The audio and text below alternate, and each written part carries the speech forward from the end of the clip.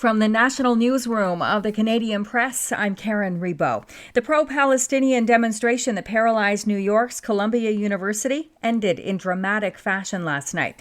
After a request for help from the school, police carrying riot shields burst into a building that protesters had taken over the previous night and made dozens of arrests. They cleared a tent encampment along with Hamilton Hall.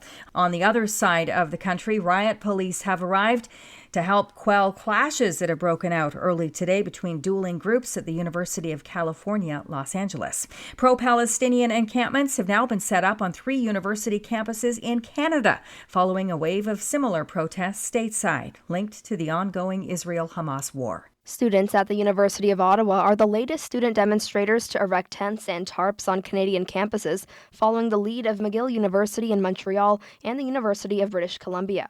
Activists at McGill say they have no intention of dismantling their tents until the school, as well as nearby Concordia University, divest from all companies that protesters claim are profiting from genocide. We only here peacefully, as you see. There is nothing wrong being here. McGill has appealed to local police for assistance to dismantle the site, and a spokeswoman for Montreal Police says the force is evaluating different avenues to respond. Naira Ahmed, The Canadian Press. Questions are being raised about a deadly police pursuit east of Toronto that ended with a suspect vehicle crashing while driving the wrong way on the busy Highway 401. 2 grandparents and their infant grandchild were killed in Monday night's multi-vehicle collision in Whitby. The person in the suspect vehicle died as well. The police chase was triggered by an alleged liquor store robbery further east in Bowmanville that saw Durham Regional Police chase a suspect cargo van through several streets before the van entered the 401 near Whitby in the wrong direction. Ontario's police watchdog is now investigating what happened, including the police pursuit. Police and specialized dogs are set to begin searching Saskatoon's landfill for a woman missing for more than 3 years. Mackenzie Lee Trottier was 22 when last seen in December of 2020.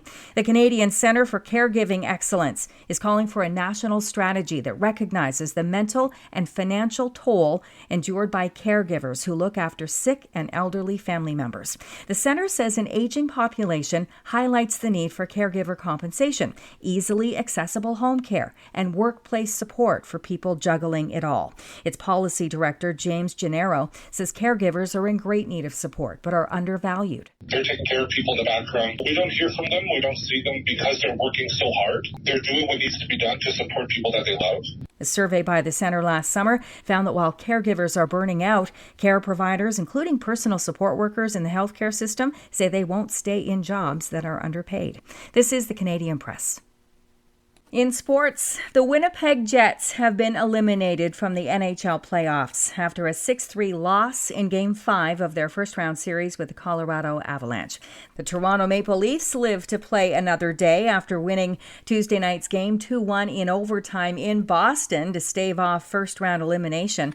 Matthew Nyes scored the winner to tighten the Leafs' deficit to 3-2. He's thrilled there will be a Game 6 in Toronto Thursday night. Gosh, you black out a little bit, I was just so excited and so happy. The Vancouver Canucks couldn't seal the deal at home. They lost 2-1 to Nashville to keep the Predators' season alive. Nashville trimmed their deficit in their first-round series to 3-2. The Carolina Hurricanes scored 3 unanswered goals in the third period to send the New York Islanders packing from round 1. Michael Massey's 2-run home run lifted the Kansas City Royals to a 4-1 win over the Toronto Blue Jays. From the Canadian Press, I'm Karen Rebo. Thanks for listening. Don't forget to follow and subscribe. For more of today's top stories, visit thecanadianpressnews.ca.